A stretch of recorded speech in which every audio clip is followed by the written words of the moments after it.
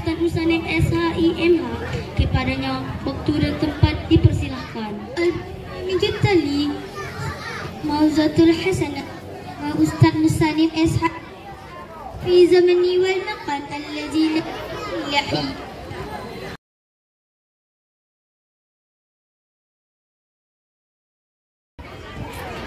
Assalamualaikum warahmatullahi wabarakatuh. Bismillahirrahmanirrahim. Alhamdulillahillazi anzalal Qur'an hudan linnasi wa bayyinatin minal huda wal furqan. Wassalatu wassalamu ala asrafil anam wa ala alihi wa sahbihil kiram, amma ba'd. Yang saya hormati Ketua TPQ Darul Falah atau Mudir TPQ Darul Falah, para majelis guru, Ustadz, Ustazah. Yang saya hormati Ketua Komite TPQ Darul Falah. Yang saya hormati para perangkat desa yang hadir pada kesempatan ini. Yang kami muliakan pegawai syara Masjid Desa Pulau Pandan. Yang saya hormati para alim, para ulama, tokoh masyarakat yang tidak dapat saya sebutkan satu persatu. Bapak-bapak dan ibu-ibu, para wali santri yang berbahagia, hadirin wal hadirat yang dirahmati oleh Allah Subhanahu wa taala. Pertama-tama marilah kita menyanjungkan puja dan puji syukur kehadirat Allah Subhanahu wa taala, karena atas limpahan rahmat dan karunia-Nya pada siang yang penuh berkah ini kita dapat hadir di tempat yang mulia ini. Tadi kita sudah menyaksikan bersama-sama wisuda Khatmil Quran. Saya yakin bapak-bapak dan ibu-ibu yang anaknya tadi di wisuda ada rasa bangga, ya Bu ya? Ada rasa haru, ada rasa senang, gembira dan lain sebagainya bercampur aduk. Sehingga ada yang nangis, ada yang senyum. Alhamdulillah kita hari ini berada di tempat berkah. Berkah karena Al-Quran. Bapak Ibu insya Allah akan jadi mulia kalau anak-anaknya adalah jadi generasi yang cinta Al-Quran. Amin ya Rabbal. Kemudian salawat berbikai salam semoga selalu tercurahkan kepada junjungan kita Nabi besar Muhammad sallallahu alaihi wasallam dengan lafaz Allahumma sholli ala sayyidina Muhammad wa ala ali sayyidina Muhammad. Mudah-mudahan dengan banyak berselawat insyaallah kita di yaumil akhir nanti akan mendapat syafaat dari Rasulullah sallallahu alaihi wasallam. Pada hari disebutkan dalam Al-Qur'an, yauma la yanfa'u malun wala banun illa man atallaha biqalbin salim. Pada saat itu pangkat dan jabatan tidak ada gunanya, harta yang banyak tidak ada artinya, kecuali kalau kita menghadap kepada Allah dengan hati yang salim, dengan iman dan takwa, dengan amal soleh yang kita miliki, yang kita tanam selama hidup di muka bumi ini. Bapak-bapak dan ibu-ibu hadirin yang dirahmati oleh Allah Subhanahu wa taala. Alhamdulillah tadi kita sudah menyaksikan Khatmil Quran yang luar biasa yang dilaksanakan untuk pertama kali oleh TPQ Darul Falah ini. Tentu saja Bapak Ibu sebagai orang tua, saya katakan tadi bangga, terharu dan gembira bahwa anak-anaknya adalah anak-anak yang cinta Al-Quran. Karena kita ini Bapak Ibu sekalian, kalau ingin jadi yang mulia maka dekatlah dengan Al-Quran.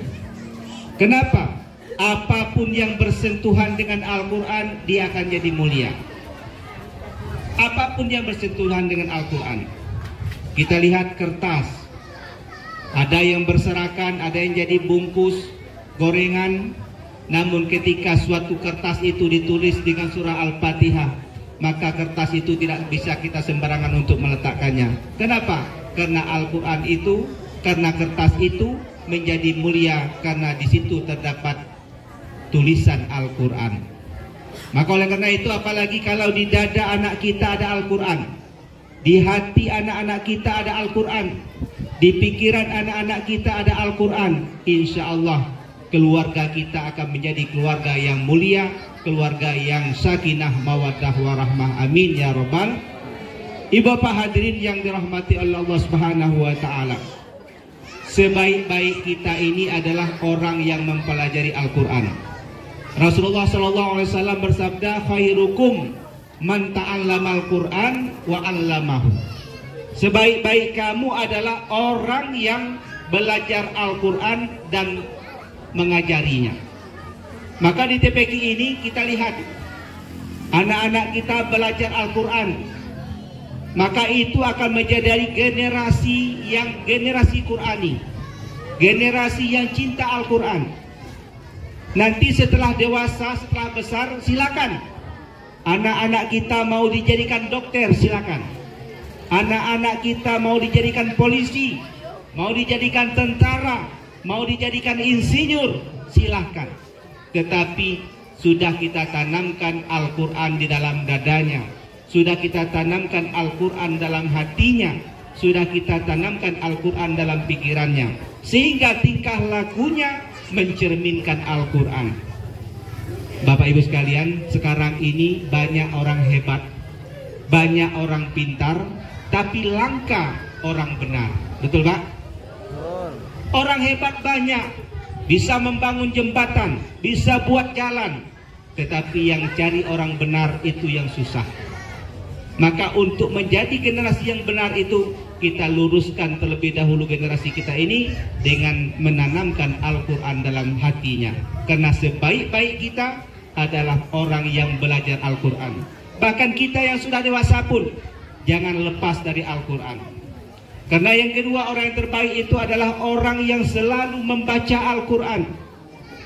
Tidak ada kitab di muka bumi ini, tidak ada tulisan di atas dunia ini yang kita baca menjadi pahala kecuali Al-Quran.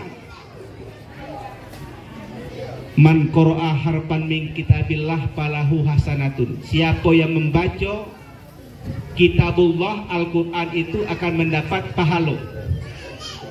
Wal hasanatu bi asri amsalihha, dan pahala itu akan dilipat gandakan oleh Allah menjadi 10 kali lipat.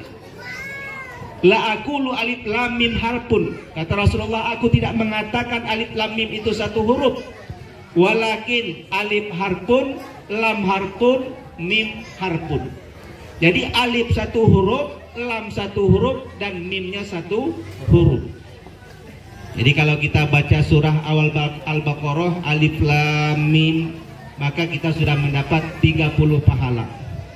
Bayangkan kalau kita bisa menyempatkan waktu membaca 1 lembar Al-Quran, bisa membaca 1 juz Al-Quran dalam 1 hari, berapa huruf yang telah Allah berikan kepada kita keberkahan. Itu kalau kita baca Al-Quran itu tanpa melihat Al-Quran, itu 10 nilainya Bu. Tetapi ada kelipatannya lagi, ada pahalanya 25. Itu kalau kita baca Al-Quran dengan melihat Al-Quran, pahalanya 25. Mau naik lagi, kita baca Al-Quran dalam sholat, dalam keadaan duduk, itu 50 satu hurufnya. Mau yang lebih hebat lagi, membaca Al-Quran ketika sholat dalam keadaan berdiri, itu pahalanya adalah 100. Jadi semakin banyak kita membaca ayat-ayat Al-Quran dalam sholat, maka semakin banyak pula pahala yang akan kita dapatkan. Maka kalau sholat, apalagi sholat sendirian, bacalah surat yang panjang-panjang. Tapi kalau berjamaah, cari yang pendek. Jangan dibalik, berjamaah baca ayat panjang, dewean baca surah pendek. Pokoknya kalau dewean itu Allahu Akbar, surahnya tidak lepas dari kul-kul itulah. Qul a'udzu birabbin nas, qul a'udzu birabbil falaq, qul huwallahu ahad. Tapi kalau berjamaah bukan main, alif lam mim, panjang. Nah itu tadi, kenapa berjamaah itu dianjurkan yang pendek? Karena jamaah itu kan banyak, keperluannya pun macam-macam. Maka oleh karena itu dianjurkan untuk baca yang pendek-pendek saja. Kita tidak tahu keperluan jamaah. Bapak Ibu hadirin yang dirahmati oleh Allah Subhanahu wa taala. Generasi muda kita inilah yang nanti akan menjadi harapan kita sebagai orang tua. Maka dalam Al-Quran, anak-anak kita ini, generasi muda kita ini digambarkan dengan 4 hal. Apa yang pertama disebutkan dalam Al-Quran? Generasi muda kita ini adalah generasi qurrata a'yun. Generasi apa? Qurrata a'yun. Maka orang tua selalu berdoa, Rabbana hablana min azwajina wa zurriyatina qurrata a'yun waj'alna lil muttaqina imama. Apa doanya, Bu? Apa doanya, Pak? Kalau mau jadi anak yang soleh, anak kita jadi anak yang soleh, setiap sholat bacakan doa itu. Rabbana hablana min azwajina wa zurriyatina qurrata a'yun waj'alna lil muttaqina imama. Ya Allah, jadikanlah kami, istri-istri kami, anak-anak kami, qurrata a'yun, penyejuk pandangan kita. Amin. Anak yang kita lihat dia senang hati kita. Ada tak, Bu? Ada. Pingin tak punya anak seperti itu? Tutur katanya baik, sopan santun, perilakunya menyenangkan hati kita. Itu namanya qurrata a'yun. Dan nanti ketika orang tuanya sudah tidak ada di muka bumi ini, giliran anaknya lagi yang berdoa. Apa doa anaknya? Rabbil firli wali walidayya warhamhuma kama rabbayani shaghira. Kenapa dia bisa berdoa? Karena kita saat ini mendoakan dia jadi anak yang soleh. Balasannya ketika kita setelah tidak ada di atas dunia lagi, anak-anak kita yang soleh tadilah giliran mendoakan kita. Alhamdulillah. Maka oleh karena itu, doakan anak-anak, ajarkan anak-anak. Maka yang terbaik itu adalah dengan didikan Al-Quran. Maka TPQ kita di Pulau Pandan sudah ada. Ini Ustadz Peri luar biasa, bukan hanya bisa mengajarkan alif bata, tapi bisa mengajarkan tilawah. Dan sebentar lagi beliau sudah menceritakan kepada saya untuk mengajarkan anak-anak kita tahfiz Al-Quran. Mungkin berawal dari juz 30, saya yakin tahun depan sudah ada yang hafal juz 30. Wisudanya bukan wisuda hotmil Quran, tapi wisuda tahfiz juz 30. Amin. Amin. Yakin kita ini aman, tentram di Pulau Pandan ini berkah Al-Quran. Ini dengan adanya TPQ yang selalu berkumandang bacaan-bacaan Al-Quran, mungkin itulah yang menyebabkan desa kita ini berkah. Tapi begitu banyak maksiat, kita tidak bisa menutup mata. Narkoba, merajalela masih ada juga, tetapi diimbangi dengan bacaan-bacaan Al-Quran. Itulah yang menghalangi azab Allah turun ke desa kita ini. Betul lah, Bu? Andai tidak ada kalimat-kalimat Allah, tak apa jadinya dosa kita ini, Pak. Lah mungkin sudah dijungkir balikkan oleh Allah Subhanahu wa Ta'ala. Tapi karena masih ada anak-anak kita yang belajar Al-Quran, masih ada pendidikan-pendidikan Al-Quran yang mengajarkan anak-anak kita, inilah yang membuat kita, Allah janjikan akan menurunkan rahmat untuk desa kita ini. Maka beruntunglah kita, Pulau Pandan ini ada TPQ. Maka rame-ramelah kita, Bu, ajak anak-anak kita. Kalau bisa jangan buka TPQ lain, cukup satu TPQ. Kalau ada yang nak buka, numpang ajar bisiko sama-sama untuk bangun TPQ Darul Falah ini. Ini sudah ada lembaga yang resmi dan sudah disebutkan oleh mudir tadi, sudah diurus yayasannya. Berarti insya Allah akan berkembang.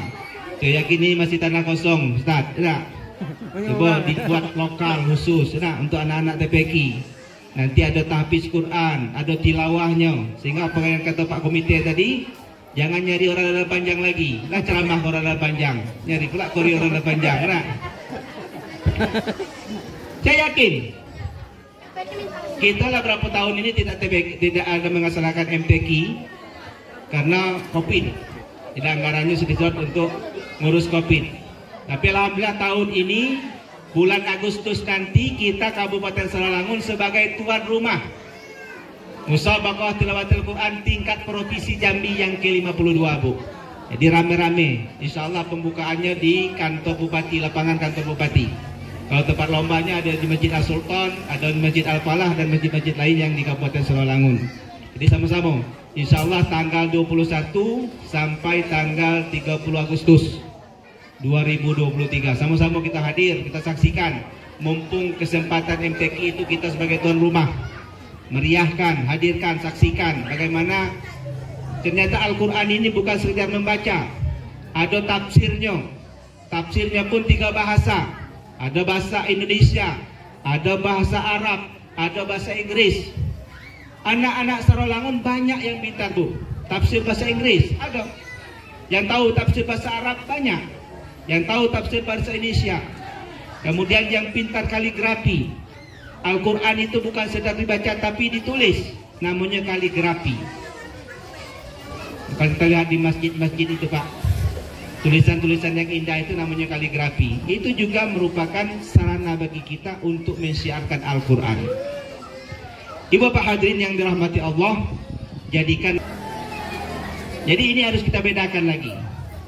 Pertama ada yang namanya penyejuk pandangan, kemudian ada namanya perhiasan. Innama amwalukum auladukum, ada namanya fitnah. Nah, yang ketiganya fitnah. Yang kedua zinatun, perhiasan. Anak-anak kita sebagai perhiasan. Apa artinya? Bukan sekedar anak itu menjadi anak yang soleh, tetapi anak itu juga membanggakan orang tua melalui prestasi-prestasi yang dia miliki. Jadi perhiasan bagi orang tua. Jadi kita lihat tadi Bapak Ibu sudah naik ke atas panggung. Kenapa naik ke atas panggung? Karena adanya berprestasi. Apa prestasinya? Khatam Al-Quran. Menjadi perhiasan bagi orang tuanya. Disebut nama orang tuanya. Nama Muhammad bin Sepo bin Abdullah misalnya. Naik yang namanya Pak Abdullah ke atas mimbar tadi. Kenapa? Berkat anaknya. Inilah namanya perhiasan. Jadi kalau diibaratkan dengan filosofi lain Bu, kalau yang qurrata ayun itu bagaikan anak pisang. Anak pisang itu selalu mengelilingi induknya. Anak pisang selalu menjaga orang tuanya. Dia menjaga kehormatan orang tuanya. Itu anak pisang. Kalau zinatun ini perhiasan. Dia bagaikan anak tangguh. Selalu dia menjadi penopang bagi orang tuanya untuk bisa naik ke derajat yang lebih tinggi. Nah, kemudian yang hati-hati yang ketiga dan keempat, bahwa anak itu juga Bapak Ibu sekalian bisa menjadi fitnah atau cobaan bagi kita. Karena anak ini adalah investasi. Jadi dia kadang-kadang menjadi cobaan bagi kita. Kadang buat malu keluarga, ya Bu ya. Kadang tertangkap karena narkoba. Kadang sedang minum minuman keras. Ada yang berjudi. Itu namanya fitnah atau cobaan bagi kedua orang tuanya. Dan Bapak Ibu harus sabar menghadapi anak-anak seperti ini. Maka modal utamanya adalah didik anak-anak kita dengan pendidikan Al-Quran. Kemudian yang keempat, anak itu sebagai aduun. Apa aduun itu? Ini lebih parah lagi Pak. Kalau tadi sekedar fitnah bagi kita, tapi yang keempat ini menjadi musuh bagi orang tuanya. Itu disebut dengan aduun.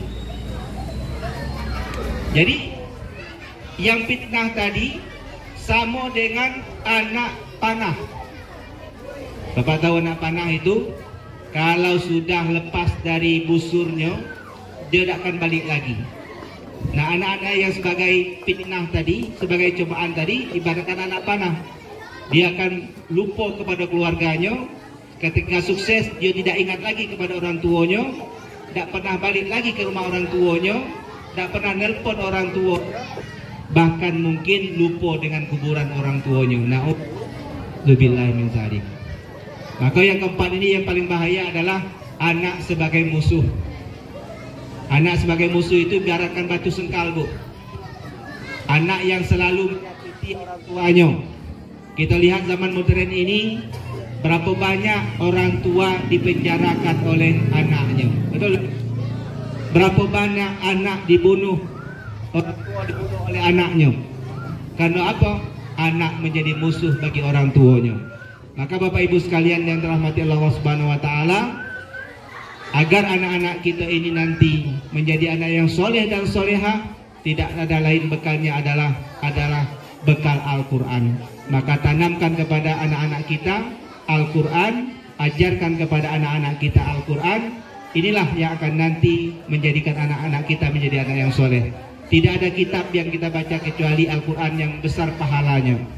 Maka Al-Quran itu kita pelajari, kemudian yang paling penting kita amalkan dalam kehidupan sehari-hari. Insya Allah kalau Al-Quran menjadi pondasi dasar bagi kita dalam kehidupan berkeluarga, bermasyarakat dan berbangsa bernegara, insya Allah masyarakat kita akan dikarunikan oleh Allah Subhanahu Wa Taala keberkahan, baik itu keberkahan yang dari langit maupun keberkahan yang turun dari bumi. Amin ya rabbal alamin.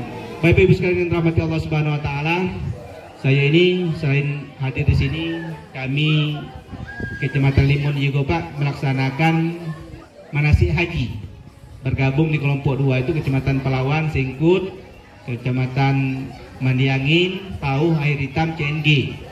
Kita Limun 10 jamaah haji kita, 10 orang. Alhamdulillah. Jadi hari ini masih kami melaksanakan manasik haji di Masjid Al-Falah, Desa Lubuk Sepuh. Jadi setelah ini saya langsung bergabung lagi dengan tim manasik haji. Kita doakan bersama-sama semoga jemaah haji kita diberikan oleh Allah Subhanahu Wa Taala keselamatan. Dan insya Allah akan berangkat dari Sarawangun pada hari Rabu malam Kamis. Pelepasannya di Masjid Al-Falah Sarawangun. Jadi silakan kalau Bapak Ibu ada keluarga mengantar, cukup sampai di Sarawangun, tidak perlu sampai ke Jambi. Karena kalau sampai ke Jambi itu dipagar, tidak boleh lagi masuk steril. Yang boleh masuk itu hanya petugas yang sudah diberikan ID card-nya. Sudah ada kartu pengenal, itu yang boleh masuk keluar masuk asrama haji. Kalau pengantar cukup sampai di pagar. Jadi kalau mau mengantar keluarga cukup sampai di Masjid Al-Falah. Mungkin berangkatnya jam 1 malam atau jam 2 malam karena mau ngejar masuk asrama itu jam 8 pagi. Jadi oleh karena itu mudah-mudahan kita doakan jemaah haji kita dapat melaksanakan segala rangkaian ibadah haji dan kembali ke tanah air dalam keadaan selamat, menjadi haji yang mabrur dan mabrurah. Amin ya rabbal alamin. Demikian yang dapat saya sampaikan. Terima kasih atas segala perhatian dan mohon maaf jika terdapat kehilapan. Kami akhiri, wallahu muwaffiq ila aqwamit thoriq. Wassalamualaikum warahmatullahi wabarakatuh.